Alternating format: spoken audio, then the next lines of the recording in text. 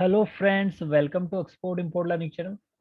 Today in this session we will understand review of the logistic service provider and monitoring performance. इसके अलावा managing internal review and present major business deliverables.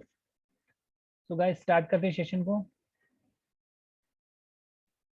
जब हम कोई import या export करते हैं तो उसमें कई सारी टीम्स हमारी कनेक्टेड होती है, इंटरकनेक्टेड, जिससे वेयर हाउसेस हो गया, एक्साइज हो गया, फाइनेंस हो गया, प्लानिंग हो गया, लॉजिस्टिक हो गया.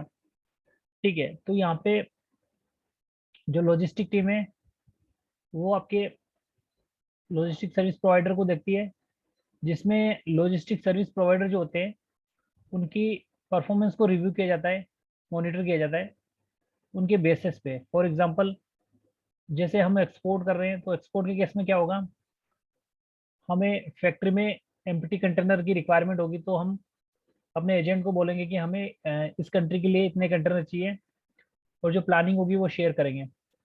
प्लानिंग के बेस पे हम देखते हैं कि जो हमारा एजेंट है वो हमें कंटेनर कितने इजीली प्रोवाइड कर रहा है.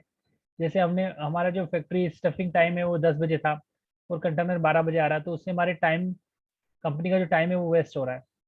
तो यहाँ पे टाइम को रिव्यू किया जाता है मंथली बेसिस पे कि मंथ में जो सर्विस प्रोवाइडर है, हमारा ट्रांसपोर्टर है, वो कितने कंटेनर उसके टाइम पे लगे, कितने कंटेनर टाइम पे नहीं लगे, कितनी बार कंटेनर डैमेज आया. इसके अलावा कई सारे की फैक्टर होते हैं वो हमें मॉनिटर करने होते हैं.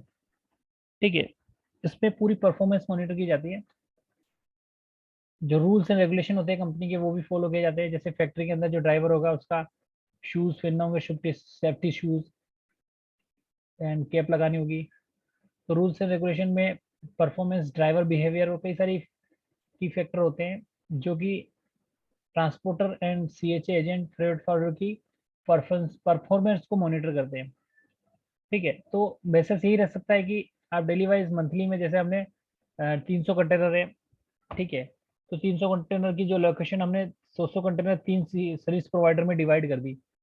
अब इन तीनों की जो बेस्ट परफॉर्मेंस किसने दी, वो उसकी जो परफॉर्मेंस है उसके बेस पे उसको रिव्यू किया जाएगा और आगे मैनेजमेंट को बताया जाएगा. इसके अलावा अगर बात करें मैनेज इंटरनल रिव्यूज. ठीक है, तो इंटरनल रिव्यूज हमें मैनेज करने होते हैं किस प्रकार. जैसे आपका देख लिया कि कंटेनर्स फिजिकली फिट है कि नहीं है. ठीक है, जैसे मंथली हमें जो हमारा एक्सपोर्ट रजिस्टर है उसके बेस पे हम क्या करेंगे कि रिव्यू बनाते जाएंगे. जैसे 25 तारीख को हमने 20 कंटेनर लोड किए. ठीक है, कंटेनर किस इनकमिंग टाइम क्या थी, कंटेनर फैक्ट्री में कब लगा, स्टफिंग कब हुआ, सील गेट आउट कब हुआ. ठीक है, जब कंटेनर फैक्ट्री में आया तो वो फिजिकली फिट था कि नहीं था. तो इन बेसिस पे उसका इंटरनल रिव्यू बना के उसकी परफॉर्मेंस मॉनिटर की जा सकती है.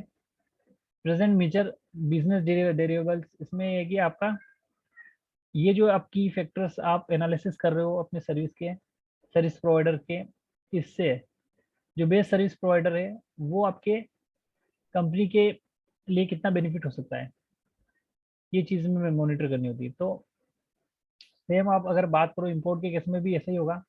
इंपोर्ट के केस में क्या होगा कि जैसे हमने कोई शिपमेंट इंपोर्ट की. अब उस शिपमेंट में जो हमारा एजेंट है उसको अपने डॉक्यूमेंट कब दिए और उसने बिल ऑफ एंट्री कब फाइल की, क्या उसकी वजह से फाइन तो नहीं लगा, या फिर सर्विस के उसके चार्जेस क्या है, डिफरेंट डिफरेंट पोर्ट पे क्या क्या चार्जेस लेता है. इसके अलावा आपका फैक्ट्री डिलीवरी टाइम कितना ले रहा है, और कई सारी चीज़ें होती है, वो वर्किंग उसकी कैसी है, टाइम पे में डॉक्यूमेंट देता है कि नहीं देता है. ठीक है, कार्गो डिलीवरी करता है कि नहीं करता है, इन्फॉर्मेशन टाइमली ट्रांस मतलब मैनेज करता है कि नहीं करता है. लाइक है, आपका कंटेनर वहाँ से आईसीडी में आ गया है और वहाँ से कुछ प्रॉब्लम आ रही है तो वो इमीडिएटली हमें इन्फॉर्म कर रहा है कि नहीं कर रहा. तो इन चीज़ों के बेसिस पे हम अपने एलएसपी जो है, लॉजिस्टिक सर्विस प्रोवाइडर को परफॉर्मेंस को रिव्यू किया जाता है और आगे की प्रोसेस की जाती है. तो इम्पोर्टेंट यही है कि हम किस बेसिस पे उनको परफॉर्मेंस को मॉनिटर कर रहे हैं. ठीक है, तो ये इंपॉर्टेंट पॉइंट होता है जब भी इंपोर्ट या एक्सपोर्ट का बिजनेस करते हैं तो हमें अपने कॉस्ट सेविंग का भी ध्यान रखना होता है. ठीक है, इसमें प्रोसेस इंप्रूवमेंट का ध्यान होता है, करना पड़ता है, हमें डेटा 100% करेक्ट बनाना होता है. इसके अलावा हमें मंथली प्रेजेंटेशन देनी होती है इंटरनल एक्सेस को, और लॉजिस्टिक सर्विस प्रोवाइडर की मॉनिटरिंग परफॉर्मेंस करनी होती है, रिव्यू करनी होती है। ठीक है, तो ये की फिर पैरामीटर्स है जो कि कंपनी में हमें ध्यान देने होते हैं। सो इस सेशन से हमने यही समझा कि किस प्रकार हम अपने सर्विस प्रोवाइडर की परफॉर्मेंस को मेजर करके कंपनी की बिजनेस को इम्प्रूव कर सकते हैं। जो बेस्ट सर्विस प्रोवाइडर होगा उसको ज़्यादा अलोकेशन देंगे, ज़्यादा सर्विस से लेंगे, उससे हमारी कंपनी को भी बेनिफिट होगा। सो गाइस, आज के सेशन में इतना ही।